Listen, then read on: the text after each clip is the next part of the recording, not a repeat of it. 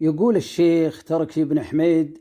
مخاطب الشيخ محمد بن هادي بن قرملة رحمة الله عليهم جميعا. يقول يراكب من فوق بواجة الخلا، من البقل ما بانت مواري فطورها، زعول من الركاب جزوع من العصا، وخطن على هزاتها كسر كورها،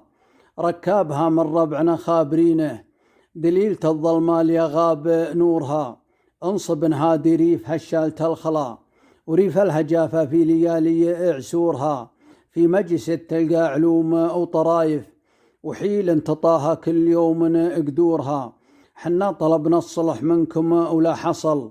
ودنياك ما يبقى بهلا صبورها، ترى الحرب شقل العين ما هو براحة، تسهر ويقزي نومها من حجورها، واليا حربتونا في حنا حريبة،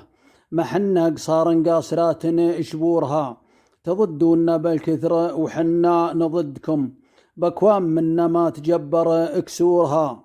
نقفي وحنا عيننا في حريبنا، نعقب لهم نمر تعاقب اسبورها، وما نوافق غرة تبتغينا، ولا مقابيس تقسم شرورها، يرجي الفزعتنا اللي جاك مينا، بدهم الفرنج اللي وساعن قرورها، كرامة اللي تشوق الحربنا، لو انتحوا عنا بعيد نزورها، مذمكم يا ربعنا نعممكم،